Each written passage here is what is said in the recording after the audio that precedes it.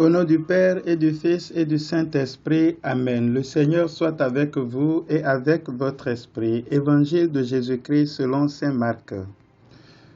En ce temps-là, un lépreux vint auprès de Jésus. Il le supplia et tombant à ses genoux, il lui dit, « Si tu le veux, tu peux me purifier. » Saisi de compassion, Jésus étendit la main, le toucha et lui dit, « Je le veux, sois purifié. » À l'instant même, la lèpre le quitta et il fut purifié.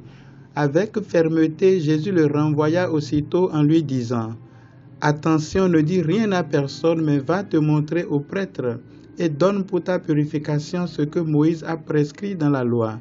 Cela sera pour les gens un témoignage. » Une fois parti, cet homme se mit à proclamer et à répandre la nouvelle, de sorte que Jésus ne pouvait plus entrer ouvertement dans une ville, mais restait à l'écart dans des endroits déserts.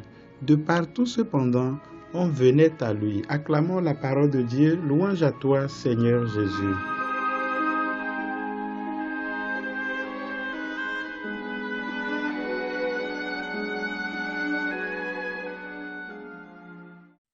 Ô Seigneur, envoie ton esprit et tout sera créé et tu renouvelleras la face de la terre. Viens, esprit de feu, allumer ta flamme dans le cœur de tes fidèles. Viens, esprit de force, nous donner courage pour les œuvres de charité.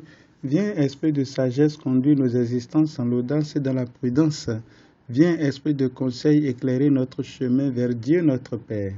Frères et sœurs, entre autres problèmes auxquels était confronté Job, dont nous avons parlé le dimanche passé, il y avait la lèpre. Aujourd'hui, la première lecture nous décrit le traitement réservé aux lépreux en ces termes. Le lépreux atteint d'une tache portera des vêtements déchirés et des cheveux en désordre. Il se couvrira le haut du visage jusqu'aux lèvres et il criera « Impur, impur ».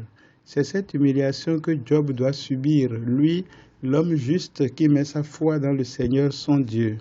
Mais nous savons la suite de l'histoire qui confirme le proverbe « rira bien qui rira le dernier ».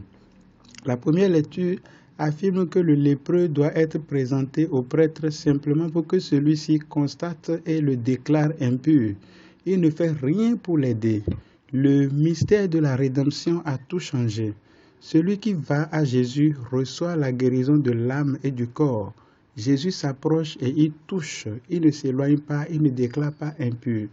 Il purifie plutôt. La personne qui va à Jésus est régénérée et réintègre la société dans laquelle il a une place toute particulière que personne ne peut occuper. Dans l'Évangile, Jésus demande aux lépreux purifiés d'aller se montrer au prêtre, non pour être déclarés impurs, mais pour avoir le droit de réintégrer la communauté. C'est l'œuvre de la rédemption du Christ. Comme le Christ, nous sommes appelés à être des signes visibles et efficaces de la miséricorde de Dieu. Ainsi, tous les hommes et toutes les femmes peuvent dire avec le psalmiste, « Tu es un refuge pour moi, de chants de délivrance, tu m'as entouré. » Pour ce fait, faisons tout pour la gloire de Dieu, comme nous dit l'apôtre Paul dans la deuxième lecture, même les choses les plus ordinaires telles que manger et boire. Ne soyez un obstacle pour personne et ne cherchez pas seulement votre intérêt, mais celui de la multitude, ajoute l'apôtre. De nos jours, malheureusement, tout fonctionne sur l'intérêt. Toutes les relations reposent sur l'intérêt. Qu'est-ce que je vais gagner? Voilà la question qui est souvent posée. Même au sein de nos familles, cette mentalité s'est installée et s'oppose farouchement à l'appel de l'Évangile. Appel à l'amour, appel à l'accueil sans condition, appel à la compassion et au respect de l'autre, quelle que soit sa situation. Christ nous libère, mes frères et sœurs, de la tendance à l'isolement, à l'autoculpabilité. Il nous fait passer de la mort à la vie. En lui, nous avons la force de marcher à contre-courant de cette société dans laquelle l'égoïsme, la maltraitance et la discrimination sont devenus des valeurs pratiquées par les grands de notre monde qui, en même temps, prônent des discours hypocrites et mensongers. Frères et sœurs, pour bénéficier de l'attention de Jésus, le lépreux a violé toutes les lois le concernant. Il s'est considéré au-dessus des prescriptions de son temps. Au lieu de s'isoler et de crier impur, il s'est approché comme contre toute attente de celui qui seul peut le purifier. Dans une attitude d'humilité, d'adoration et de soumission, il supplie Jésus en ces termes. « Si tu le veux, tu peux me purifier. » Cette démarche du lépreux nous rappelle ce à quoi nous sommes appelés, à affronter les réalités de notre temps, à lutter contre les barrières de la culture, de la tradition ou même de la religion. Ce lépreux pouvait dire, comme les autres lépreux de son temps, que sa situation était la volonté de Dieu et qu'il ne pouvait rien. Mais l'évangile de ce jour nous montre que celui qui cherche trouve et qu'à celui qui frappe, on ouvre. Sortons donc de nos torpeurs, de notre confort et allons construire cette société que nous désirons tous, une société de paix, de joie et de bonheur pour tous. La compassion de Jésus n'est pas générique, elle porte le nom de celui qui met sa foi en lui et dont les capacités lui permettent d'affronter les réalités de la vie et de renverser les tabous de la société au nom de sa foi. De plus en plus de chrétiens s'éloignent de l'Église et même des pratiques de la foi parce qu'ils se considèrent trop pécheurs.